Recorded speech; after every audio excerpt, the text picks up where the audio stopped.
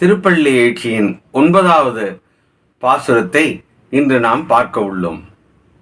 விண்ணகத் தேவரும் என்று தொடங்கும் இந்த பாசுரமானது மாணிக்கவாசகர் சிவபெருமானை நோக்கி செல்லும் அடியார்களுக்கு அருள் புரியும் விதத்தை பற்றி மிக அழகாக எடுத்துரைக்கிறார்.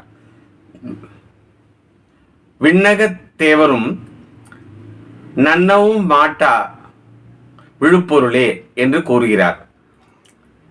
விண்ணில் இருக்கக்கூடிய தேவர்கள் எல்லாருக்குமே சிவபெருமானின் பெருமையை தெரியாதாம். அப்படி நன்னவும் மாட்டா விழுப்பொருளே அவர்களுக்கு அரிதாகவே என்றுமே தென்படுகிறான்.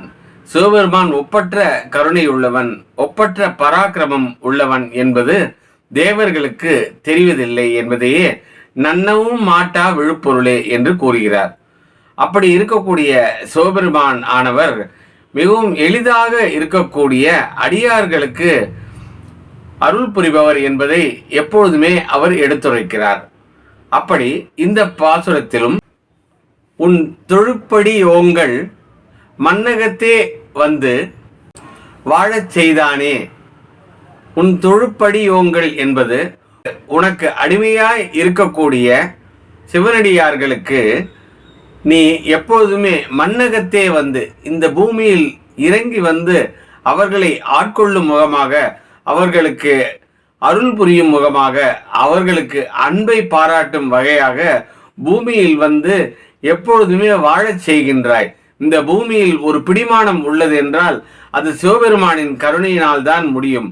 அப்படிப்பட்ட தேவர்களுக்கு புலப்படாத ஒரு பெருமான் இந்த மன்னகத்தே இருக்கக்கூடிய எளிமையான அடியார்களுக்கு எப்பொழுதுமே அருள் செய்ய காத்து கொண்டிருக்கிறார், எங்களை எல்லாம் வாழ வைத்துக் கொண்டிருக்கிறார் என்று குறிப்பிடுகிறார்.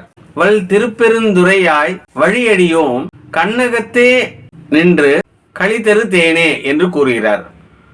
வளமை மிக்க திருப்பெருந்துறை, எப்பொழுதும் அந்த ஊரின் பெருமையை அவர் மிக அழகாகவே எடுத்துரைக்கிறார். நல்ல வயல் சூழ்ந்தது, குளிர்ந்த மலர்களை கொண்டது, அங்கே இருக்கக்கூடிய குளங்களானது அழகான தாமரை மலர்களை மலரச் செய்து மின்னிக் கொண்டிருக்கிறது. இப்படியெல்லாம் எப்பொழுதுமே வளம் மிக்க திருப்பெருந்துறை என்று அந்த ஊரின் பெருமையை கண்முன் நிறுத்துகிறார். வல் திருப்பெருந்துறையுரையாய், அப்படி இருக்கக்கூடிய திருப்பெருந்துறையில் முக்கிய தெய்வமாக எழுந்தருளில் இருக்கக்கூடிய சிவபெருமானே, வழி அடியோம் வழி வழியாக காலங்காலமாக பரம்பரை பரம்பரையாக உனக்கே அடிமையாக வாழ்ந்து கொண்டிருக்கக்கூடிய எங்களுக்கு எப்பொழுதுமே நீ அருள் தர தயங்குவதில்லை. வழியடியாய் கண்ணகத்தே, எங்கள் கண்களில் எப்பொழுதுமே புலப்பட்டு கொண்டிருப்பவர் சிவபெருமானானவர் அடியார்கள் கண்களில் எப்பொழுதுமே தெரிந்து கொண்டிருப்பவர். எல்லா பொருள்களிலுமே சிவபெருமானாக காட்சி தரக்கூடியவர். இந்த உலகில் இருக்கக்கூடிய அனைத்து ஜீவராசிகளிலும் வாழும் உயிரினங்களிலும் எல்லா உலகங்களிலுமே சிவபெருமான் தான் அடியார்களுக்கு தென்படுவர். அப்படி வழியடியோம் வழி வழியாக உனக்கு அடிமையாக இருக்கக்கூடிய நாங்கள் கண்ணகத்தே, எங்கள் கண்களில் உன்னைத்தான் காண்கிறோம். கண்ணகத்தே களி தரும் தேனே என்று கூறுகிறார். களி என்றால் எங்களுக்கு எப்பொழுதுமே களிப்பை ஊட்டி கொண்டிருக்கக்கூடிய சிவபெருமான். அப்படி எங்கள் கண்களிலேயே நிரம்பி எப்பொழுதும் கண்ணில் நீர் சொரிய உன் திவ்ய தரிசனத்தை தந்து கொண்டிருப்பவர் நீ என்று குறிப்பிடுகிறார்.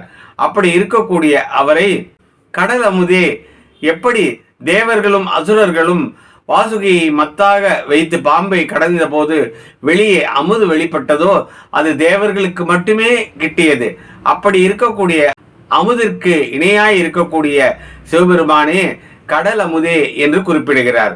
அதை தவிர கரும்பே என்று கூறுகிறார். இனிப்பான கரும்பாக எப்பொழுதுமே நமது மனதில் இருக்கக்கூடியவர், நெஞ்சில் இனிமையை தந்து இனிக்கும் பொருளாக இருக்கக்கூடிய சிவபெருமான். அப்படி கடலில் அமுதமாகவும் தித்திக்கும் தேனாகவும் இருக்கக்கூடிய சிவபெருமான் ஆனவர் எண்ணகத்தே என்று கூறுகிறார். எண்ணகத்தே என்றால் எண்ணம் நிறைந்திருக்கக்கூடிய அகம், அதனை எண்ணகத்தாய் என்று கூறுகிறார். என் அகத்தாய் விரும்படியார் எண்ணகத்தாய் என்று கூறுகிறார். அப்படி எப்பொழுதுமே உன்பால் விருப்பத்தை செலுத்தக்கூடிய அடியார்களுக்காக என் அகத்தாய் என்று அவர்களுடைய எண்ணத்தில் நிரம்பியவனாக இருக்கிறார் சிவபெருமான். எண்ணகத்தாய் உலகுக்கு உயிரானாய்.